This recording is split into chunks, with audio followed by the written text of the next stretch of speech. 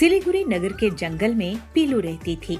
वो चूड़ियाँ बेचा करती थी और उसकी पैसे से अपने परिवार का पोषण करती थी। पीलू की चूड़ियाँ वहाँ की चिड़िया बहुत पसंद करती थी। पीलू सुबह शाम दुर्गा देवी की आराधना करती थी और सभी चूड़ियों को उन्हें अर्पित करके दुकान में लगाती थी। आसपास के गांव वाले भी उसके यहाँ चूड़ियाँ खरीदने आते थे। पीलू से हमेशा एक गरीब बूढ़ी औरत चूड़ियाँ मांग कर ले जाती थी। पीलू उन्हें मुफ्त में ही चूड़ियाँ दे देती थी। उसकी दुकान के सामने कालू कव्वे की दुकान थी। वो बहुत महंगे और बेकार क्वालिटी की चूड़ियाँ बेचता था। इस पीलू के कारण मेरी दुकान को नुकसान हो रहा है। इसकी दुकान बंद करवानी पड़ेगी, नहीं तो मैं मुसीबत में आ जाऊंगा। इस पीलू की पूरी चूड़ियों को मैं तोड़ दूंगा। रात के समय कालू चुपचाप पीलू के घर जाता है और चूड़ियों को तोड़ने लगता है और वहाँ से भाग जाता है। पीलू जब ये सब देखती है तो रोने लगती है। हे माँ दुर्गा, मेरी रोजी रोटी किसी ने छीन लिया है।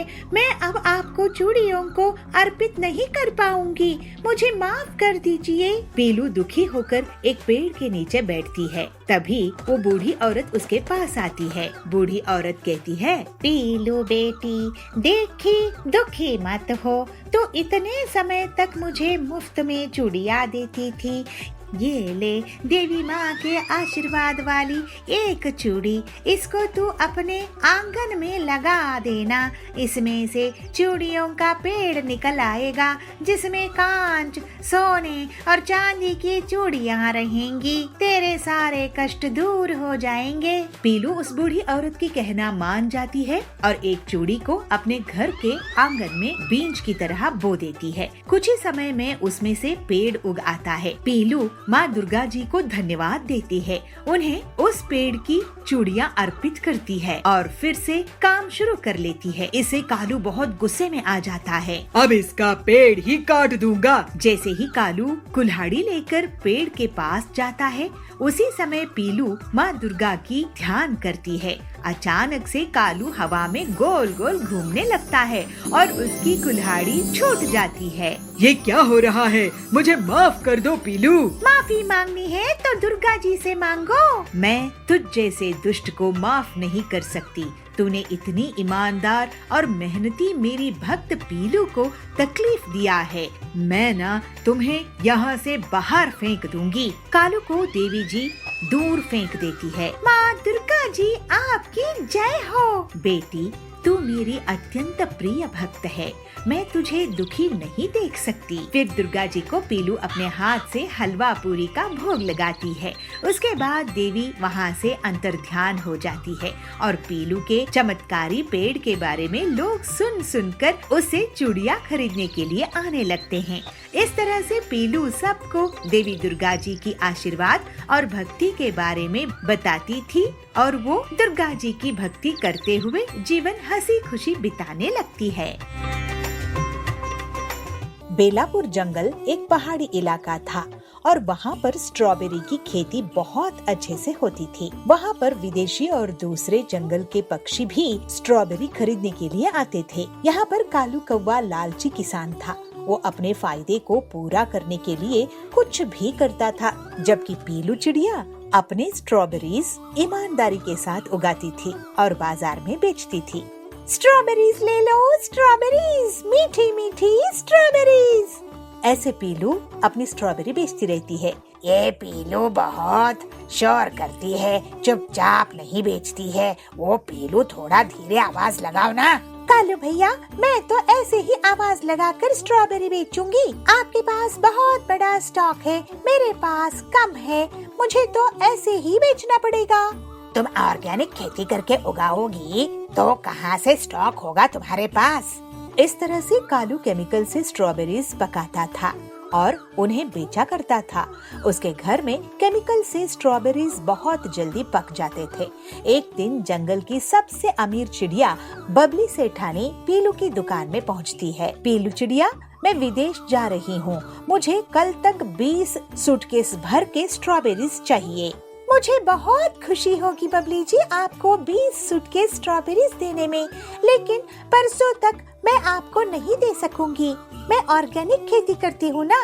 एक दिन मुझे और आप दोगे तो मैं आपको 20 क्या 25 सूटकेस दे दूंगी।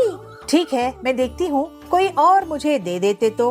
बबली मैडम जी, मेरी दुकान में आइए, आपको 20 सूटकेस तो क्या 30 सूटकेस भर के भी स्ट्रॉबेरीज दे सकता हूँ। स्ट्रॉबेरी कल के कल ही आपके बंगलों में पहुँच जाएंगे।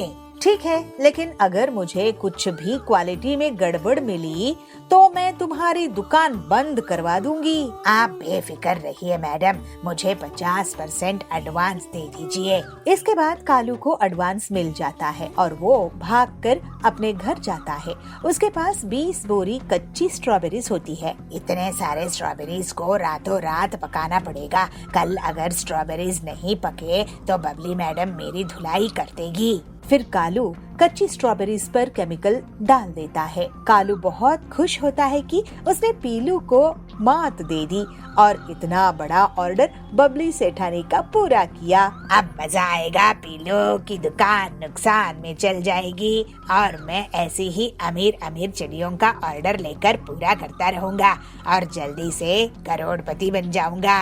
अगली सुबह कालू स्ट्रॉबेरीज को देखता है, पूरी 20 सूटकेस स्ट्रॉबेरीज पक चुकी थी। वाह, अब तो मुनाफा होगा ही होगा। कालू स्ट्रॉबेरीज को एक गाड़ी में भरकर बबली के बंगलो में जाता है। कालू जब बंगलो पहुंचता है तो वहां पर बबली के कुछ मेहमान आए हुए थे। बबली मैडम, आप अपने मेहमानों को भी स्ट्रॉबेरी खिलाकर देखिए। ऐसी स्ट्रॉबेरीज इन्होंने कभी नहीं खाई होगी। बबली तुरंत ही मेहमानों को खाने के लिए स्ट्रॉबेरीज देती है। जैसे ही उसके मेहमान स्ट्रॉबेरीज खाते हैं, अचानक से एक मेहमान की तबीयत खराब हो जाती है। अरे, ऐसे कैसे हो गया? गार्ड्स, कालू को पकड़ो और स्ट्रॉबेरीज को लैब में टेस्ट के लिए भेजो। अरे, ऐसा कैसे हो गया? मैं तो इतने सालों से केमिकल से स्ट्रॉबेरी पकाता आया हूँ। आपका इतना बड़ा ऑर्डर था, थोड़ा ज्यादा केमिकल्स डाल दिया। केमिकल से स्ट्रॉबेरी पकाते हो? इससे अच्छा होता कि मैं पीलू से स्ट्रॉबेरीज खरीद लेती, लेकिन तुम्हारे कारण मेरे मेहमान की तबीयत खराब हो गई है। अब तुम्हें मैं मिलावटी के जुर्म में जेल भेजूंगी। फिर इसके बाद कालू की खूब पिटाई होती है और उसे जेल में डाल दिया जाता है। बबली सेठानी पीलू की दुकान पर जाती है। पीलू, मुझसे गलती हो गई, मैं ज्यादा क्वांटिटी के कारण मिलावटी स्ट्रॉबेरीज खरीद कर ले गई उस मिलावटखोर कालू से। अब तुम मुझे जितनी हो सके ऑर्गेनिक स्ट्रॉबेरीज दो, मैं तुम्हें मुंह मांगी रकम दे दूंगी और हाँ, आगे से तुमको ही ऑर्डर दूंगी। मैडम जी, मैं आपको ऑर्गेनिक स्ट्रॉबेरीज दे दूंगी पूरी ईमानदारी से। आपका बहुत शुक्रिया कि आप मेरी दुकान से स्ट्रॉबेरीज खरीदेंगी। फिर पीलू से स्ट्रॉबेरीज बबली और उसके विदेशी रिश्तेदारों को बहुत पसंद आते हैं और पीलू को बबली और भी ऑर्डर देती है। इस तरह से कालू अपने लालच के कारण जेल चला जाता है और पीलू अपनी ईमानदारी के कारण अपना जीवन हंसी खुशी बिताने लगती है। साधुपुर नाम के गांव में सिंदूर नाम का एक लड़का रहता था। वह देखने में बहुत सुंदर था, लेकिन उसकी एक आदत खराब थी कि वह खाना खराब करता था। वह ज्यादा खाना लेकर खाना फेंक देता था। कुछ समय बाद उसकी शादी हो गई। वह घर जमाई बन गया। उसके ससुर ने उसको तिजोरी की चाबी और बाकी सभी जिम्मेदारी सौंप दी और बोले, मैं अभी तक अच्छे से कारोबार चलाता आया हूँ। अब तुम्हें इन सब को कारोबार की जिम्मेदारी को निभाते हुए कारोबार चलाना है। सिंदूर ने अपनी ससुर की बातों को कबूल किया। सिंदूर इसके बाद अपने पत्नी को बार बार कभी खाना, कभी चाय और कभी नाश्ता करवाते सताते रहता था। अब उसकी ससुर को इसके बारे में पता चला तो वह सिंदूर को बोले, तुम्हें दिन भर में जो चाहिए एक बार में क्यों नहीं बोल देते? तो सिंदूर उदासी से कहता है, मैं तो एक साथ बोलता हूँ, लेकिन वो कम पड़ जाता है। सिंदूर के ससुर ने इसके बाद पकाया हुआ खाना कहाँ जाता है इसकी पता लगाने के लिए रसोई में थोड़ी नजर रखनी शुरू कर दी। कुछ दिन रसोई में देखने पर उनको पता चला कि सिंदूर की मांग के अनुसार ज्यादा खाना बनता और वह पूरा न खाने की वजह से बहुत सारा खाना फ्रिज में पड़ा रहता था। इसको देख के चिंतित ससुर सिंदूर को खाने की अहमियत के बारे में सिखाने की ठान ली। एक दिन उन्होंने सिंदूर को बुलाकर कहा, हमारे पहले वाले नौकर के बच्चे की तबीयत ठीक नहीं है, मुझे वहाँ जाना है, क्या तुम भी चलोगे? सिंदूर भी अपने ससुर के साथ जाने के लिए तैयार हो गया। अपने नौकर की बस्ती में जाकर सिंदूर के ससुर ने कहा, मैं अभी रास्ता पूछ कर आता हूँ। इसके बाद सिंदूर वहीं खड़ा रहा। सिंदूर ने एक घर के अंदर झांक कर देखा तो एक छोटा बच्चा भूख के कारण रो रहा था। उसकी माँ ने अपने अनाज के सारे डिब्बे बर्तन देखे, लेकिन वो खाली थे। यह देखकर सिंदूर को रोना आ गया। कुछ देर बाद उसके ससुर आए और उसको अपने नौकर के घर लेकर गए। नौकर के घर जाने पर उसका लड़का बीमार लेटा हुआ था। जब सिंदूर के ससुर ने बीमारी का कारण पूछा तो नौकर ने कहा, ये घर से बचा हुआ भोजन लेकर खाया था, लेकिन उसको नहीं पता था कि वह खाना खराब था। उसको खा के बेटे की तबीयत खराब हो गई है। यह कहकर वह रोने लगा। कुछ देर के बाद सिंदूर और उसके ससुर अपने घर आ गए। घर आने पर सिंदूर अपने ससुर के सामने हाथ जोड़कर क्षमा मांगते हुए आंख में पानी भर लेता है। जब उसकी ससुर ने कारण पूछा तो सिंदूर कहता है, मैं खाने को कितना बर्बाद करता था और किसी को खाने के लिए 2 वक्त की रोटी भी नहीं है। अब के बाद मैं खाने को कभी बर्बाद नहीं करूंगा। सिंदूर को खाने की कीमत महसूस होने पर उसके ससुर खुश हो जाते हैं और सिंदूर ससुर से कहता है, हमें अन्न को कभी भी बर्बाद नहीं करना चाहिए। इसके प्रायश्चित के लिए मैं अपनी हैसियत के हिसाब से हर दिन अन्नदान का बीड़ा उठाता हूँ। कहते हुए प्रसन्नता से अपने घर के पास के मंदिर जाके अन्नदान पे जुट जाता है। जयपुर गांव के जंगल में पीलू चिड़िया रहती थी। वो बहुत अच्छी हलवाई थी और लड्डू बेचने का काम किया करती थी। उसके बनाए हुए लड्डू लोगों को बहुत पसंद आते थे। सुबह हो या शाम लोग खाने में नाश्ते में उसके लड्डू खाते थे। हरिया तोता उसके यहाँ आता है और कहता है, वाह पीलू वाह, ऐसे लड्डू तो कहीं नहीं मिलते हैं। मैं सिर्फ तेरी ही दुकान से लड्डू लेता हूँ। अब मैं बाहर जाने वाला हूँ, तू 1 किलो पैक कर दे। जी हरिया काका, अभी देती हूँ। कालू की दुकान पीलू की दुकान के सामने ही थी, लेकिन उसके यहाँ से कोई भी लड्डू नहीं खरीदता था।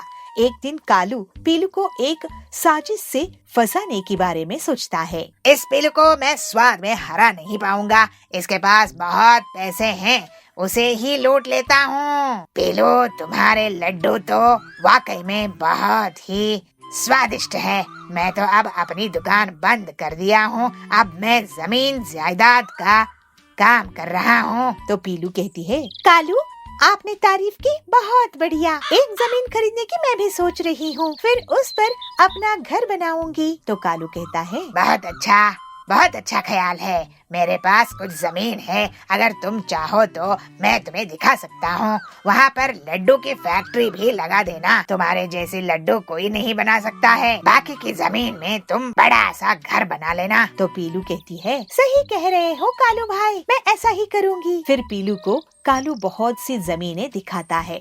पीलू को एक जमीन पसंद आ जाती है। कालू भाई, मैंने बहुत मेहनत से पैसे कमाए हैं। ये जमीन मैं अपनी पूरी कमाई से खरीदूंगी। इसमें मैं मेरी दुकान बेचकर पैसे लगाऊंगी। तो कालू कहता है, तुम चिंता मत करो पीलू, मैं हूँ ना। मैं तुम्हें गलत सौदा नहीं करवा सकता हूँ। ये जमीन आने वाले समय में तुम्हें बहुत फायदा करेगी। तुम्हारी दुकान क्या फैक्ट्री होने वाली है। खुश हो जाओ बहन। इसके बाद पीलू अपनी पूरी कमाई कालू को दे देती है और दुकान भी बेच देती है। लेकिन एक हफ्ते बाद पीलू जब उस जमीन पर रहने के लिए जाती है तो वहाँ पर कड़क सेठ आ जाता है। अरे पीलू, ये जमीन मेरी है, तुम यहाँ क्या कर रही हो? तो पीलू कहती है, कड़क सेठ जी, ये जमीन तो कालू ने मुझे बेचा था, ये जमीन तो मेरी है। तो कड़क कहता है, अपने कागज दिखाओ। पीलू के कागज देखकर कड़क कहता है, ये नकली कागज है पीलू, तुम्हें कालू ने धोखा दिया है। तो पीलू कहती है, कालू मेरी पूरी कमाई लेकर भाग गया है, अब मैं क्या करूँगी?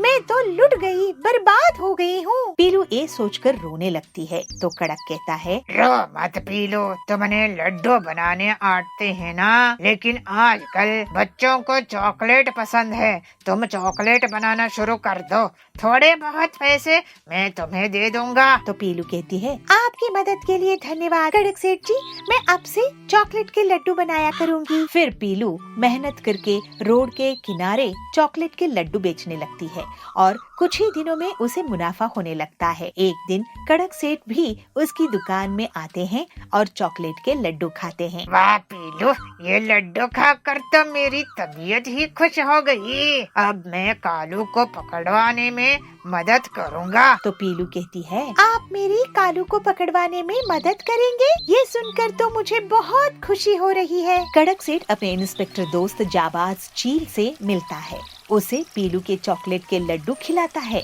और उसे कालू को पकड़ने के लिए कहता है। जाबाज कालू की तलाशी में लग जाता है और एक दिन उसे कालू पड़ोस वाले जंगल में एक व्यक्ति को जमीन बेचता हुआ मिल जाता है। कालू, तुम बहुत बड़े धोखेबाज हो। मैं तुम्हें कड़क सेठ की जमीन गैर कानूनी तरीके से पीलू चिड़िया को बेचने के जुर्म में गिरफ्तार करता हूँ। कालू पकड़ा जाता है। तो कड़क सेठ कहता है, पीलू, अब तुम्हारे पास तुम्हारी दुकान वापस आ गई है। तुम पुराने और नए चॉकलेट के लड्डू बनाना शुरू कर दो। तो पीलू कहती है, कड़क सेठ जी, मैं आपकी हमेशा एहसानमंद रहूंगी और आपको मैं हर रोज लड्डू गिफ्ट किया करूंगी। इस तरह से पीलू अपनी मेहनत के दम पर बहुत जल्दी तरक्की कर लेती है। उसके चॉकलेट के लड्डू बच्चों को बहुत पसंद आते थे और बड़ों को सादे लड्डू। पीलू एक बहुत बड़ी दुकान की मालकिन बन जाती है।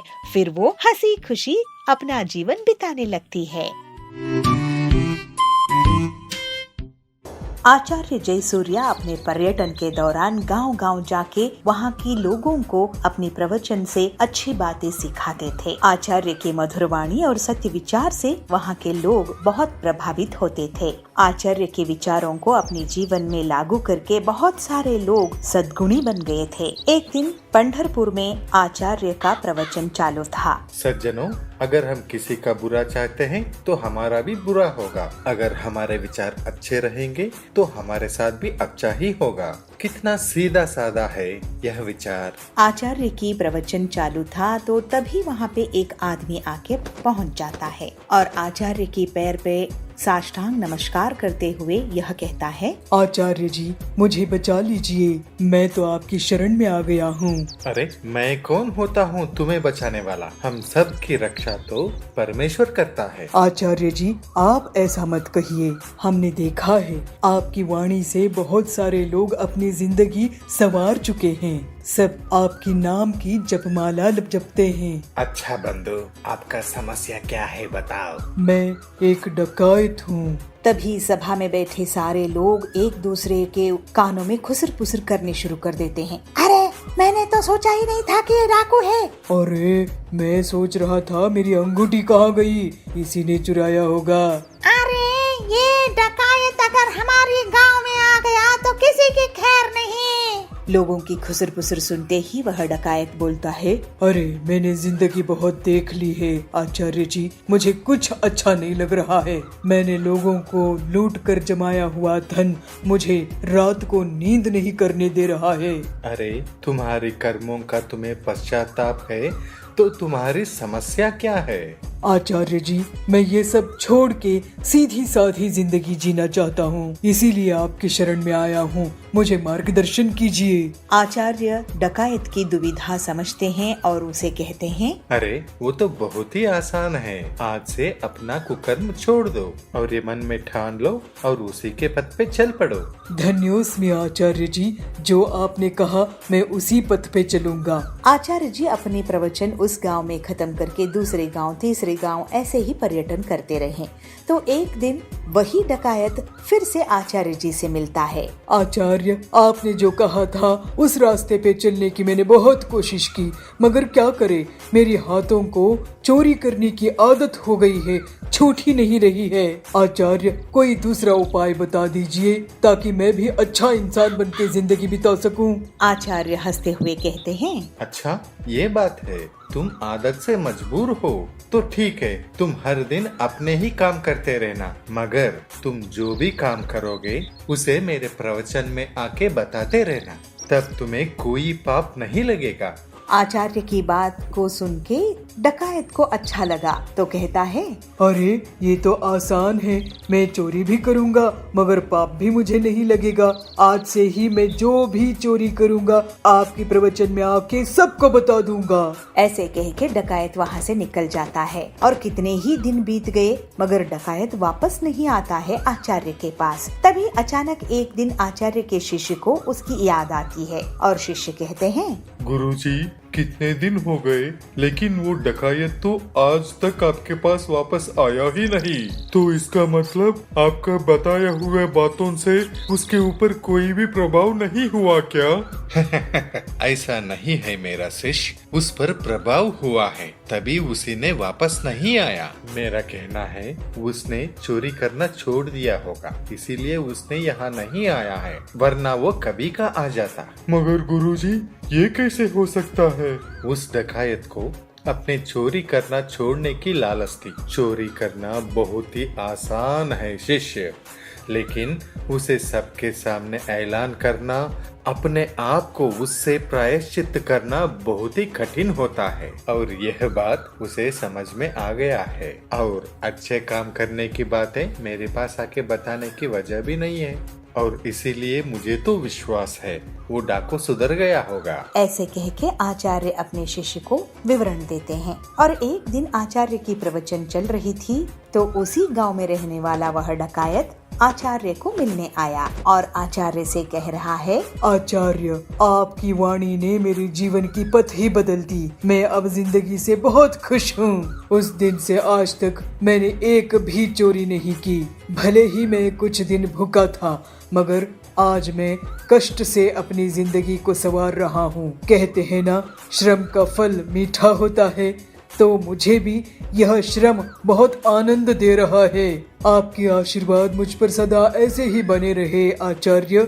ऐसे कह के साष्टांग नमस्कार करता है। यह बातें सुनकर आचार्य के मन भी बहुत प्रसन्न हुआ और वह डकायत को कहते हैं, अब तुम्हें कोई प्रायश्चित की जरूरत नहीं है, अब तो तुम सदाचारी बन गए हो, तुम सदा सुखी रहो। ऐसे कहते हुए आचार्य अपने प्रवचन के लिए अगले गांव निकल पड़ते हैं।